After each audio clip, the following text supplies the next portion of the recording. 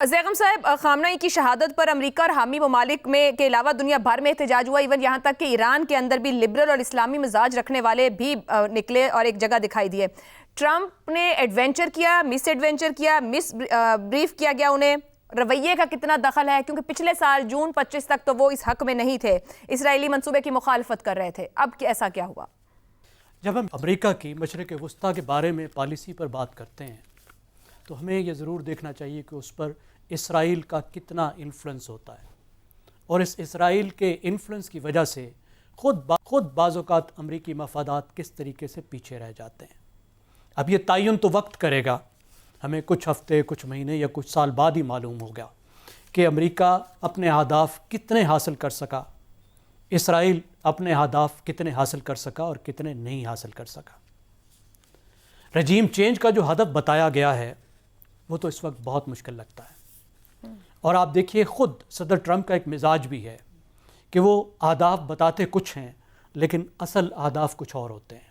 نہ تو وہ اپنی قوم کو اعتماد میں لیتے ہیں، نہ وہ اپنے قانون ساز اداروں کو اعتماد میں لیتے ہیں، وہ اپنے کلوز ایسوسیٹس کے ساتھ فیصلے کرتے ہیں، اور جب وہ عمل درآمد ہو رہا ہوتا ہے تو گول پوسٹ کو بھی تبدیل کرتے ہیں۔ دنیا میں آج تک کوئی رجیم فضا سے تبدیل نہیں ہوئی۔ ہم نے جو اگزامپلز دیکھی، ایک تو وہ مختلف دور سے تعلق رکھتی ہیں۔ ویتنام مثال کے طور پہ کولڈ وار ایک بالکل ہی الگ دور تھا، اور افغانستان اور عراق میں بھی دونوں بوٹس آن گراؤنڈ تھے۔ امریکہ کا ایک مختلف مومنٹ تھا، اس وقت امریکہ ہائپر پاور تھا، کوئی اس کے خلاف چوں کرنے والا بھی نہیں تھا، اقوام متحدہ میں کوئی اس کو روکنے والا نہیں تھا، ایبسٹین کرنے کو بھی کوئی تیار نہیں ہوتا تھا، اس کے حق میں سب ووٹ دیتے تھے۔ وہاں پہ اس نے مقاصد بھی حاصل کیے، لیکن اس کی بہت بڑی انہوں نے قیمت بھی دی۔ اب رجیم کلیپس ہمیں کیوں مشکل نظر آتی ہے؟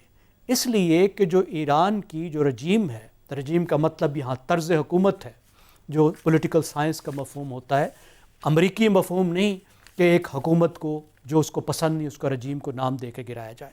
دیکھیں، یہ جو طرز حکومت ہے، جو ایرانین رجیم ہے، یہ اس طرح بنی ہے کہ یہ مشکل حالات کا مقابلہ کر سکے، سروائیو کر سکے۔ یہ ایک ڈیولپمنٹل رجیم نہیں ہے، یہ ایران کو ترقی دینے کے لیے نہیں بنی ہوئی، کیونکہ جب یہ حکومت آئی تھی تو ایران سعودی عرب سے بہت آگے تھا، جی ڈی پی میں بھی، per capita G D P میں بھی، یعنی ملکی دولت میں بھی اور فیکس ایک فرد کی دولت میں بھی۔ اس وقت ایران بہت پیچھے رہ چکا ہے۔ یہ عوام کی بجائے نظریات کو اور سروائیول کو فوکس دینے والی، اس لیے اس کو اس طریقے سے بنایا گیا کہ ملٹی نوڈل ہے۔ اس میں اداروں کا سٹرکچر ایسے ہے کہ زیادہ سے زیادہ نقصان کو برداشت کر کے، افراد کو لوز کر کے بھی یہ چل سکتی ہے۔ مثال کے طور پر جو پچھلی بار حملے ہوئے تھے تو 40 لیڈر، ٹاپ ملٹری لیڈرشپ جو ہے اس کے 40 لیڈر مارے گئے، لیکن اس کے بعد بھی ایران نے جنگ جاری رکھی، اس کے بعد بھی میزائل حملے انہوں نے جاری رکھے۔ تو اب بھی ہم دیکھ رہے ہیں کہ رہبر کی یہاں شہادت کے بعد، جنہوں نے 36 سال اور کئی مہینے حکومت کی، اس کے بعد بھی ایران کی جو حکومت ہے وہ سروائیو کر رہی ہے، اور اگر یہ سروائیو کرے گی تو پھر اس کی نیچر تو چینج ہوگی۔ تو کیا اس کی نیچر ایسی ہوگی کہ امریکہ کو وہ زیادہ پسندیدہ ہو؟ یہ مشکل رکھتا ہے۔ اگرچہ خواہش امریکہ کی یہ ہے کہ اس وقت اتنا دباؤ ڈالا جائے، اس کو اتنا نقصان انفلکٹ کیا جائے کہ وہ ہماری باتیں ماننے کو تیار ہو جائے۔ اس پر سی این این پہ جو ایکسپرٹس کچھ بتا رہے ہیں، انسائیڈ انفارمیشن جو دے رہے ہیں، وہ کہتے ہیں کہ امریکہ نے سینٹ کام نے ٹارگٹ رکھا تھا کہ ہم صرف 4 دن کریں گے، لیکن اسرائیل کہتا ہے کہ نہیں، 15 دن ہمیں کم از کم دو، ہم 15 دن یہ حملے کریں گے اور اس میں میکسیمم نقصان ایران کو پہنچائیں گے۔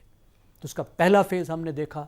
دوسرا فیز یہ شروع کر چکے ہیں جس میں ایرانین نیوی کو نقصان پہنچا رہے ہیں تاکہ ہرمز کو محفوظ بنائیں، اور تیسرا ان کا فیز یہ ہے کہ ایران کا جو فضائی دفاعی نظام ہے اس کو مزید نقصان پہنچا کے ان کے جو میزائل پروگرام ہے اس کو نقصان پہنچائیں۔ ٹھیک ہو گیا، اور اس کے بعد اپنی مرضی کے مذاکرات کریں۔ لیکن کیا مرضی کے مذاکرات ہو سکیں گے؟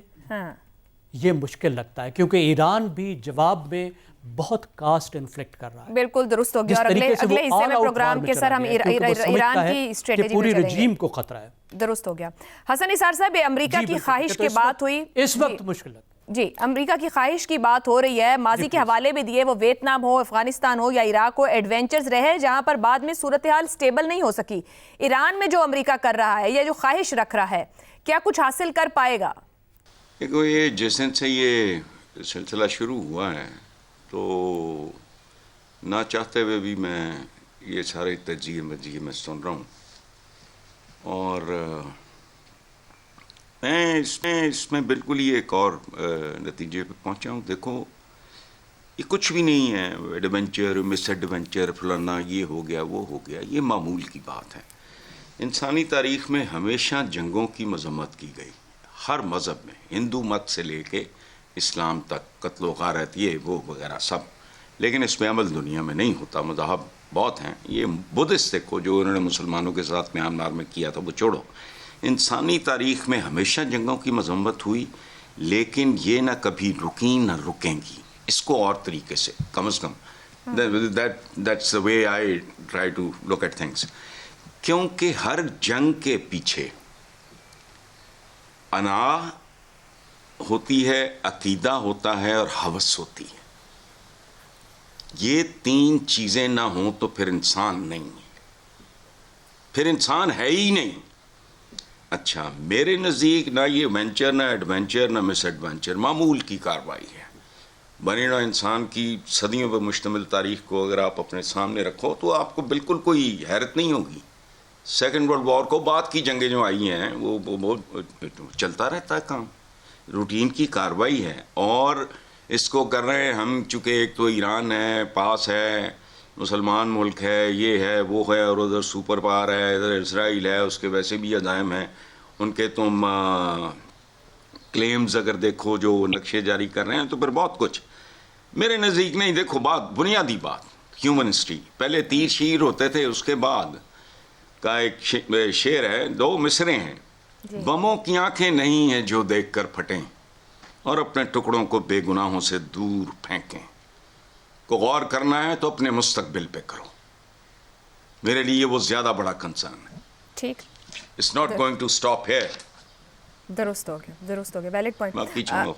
आमिर साहब, इजराइल की ख्वाहिश पर अमेरिका यहाँ तक आया है या मिलकर दोनों की ख्वाहिश यहाँ तक उन्हें ले आई? मगर अब नेतन्याहू ईरान के बलोचों, ज़ैरों और कुर्दों को भी भड़का रहे हैं कि आगे बढ़ो और संभालो। रजीम चेंज में नाकामी के बाद क्या ईरान की तकसीम का मंसूबा खिते को इराक, शाम या फिर लीबिया से भी बदतर इंतशार की जानिब ले जा सकता है?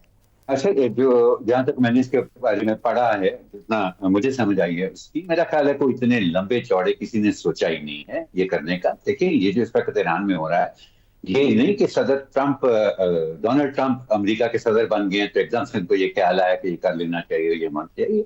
ये बातें 20-22 बरस से हो रही हैं। और जो अमेरिकी निज़ाम है उसके अंदर बाकायदा हर सिचुएशन को वॉर गेम किया जाता है। उसकी पॉसिबिलिटीज और ऑप्शंस जो हैं वो बड़ी क्लियरली डिफाइन की जाती हैं। और जब भी कोई नई हुकूमत आती, जब भी कोई नया सदर आता है अमेरिका में, उसको उसके सामने वो सारी ऑप्शन और वो सारे सिनेरियोज जो हैं वो रखे जाते हैं।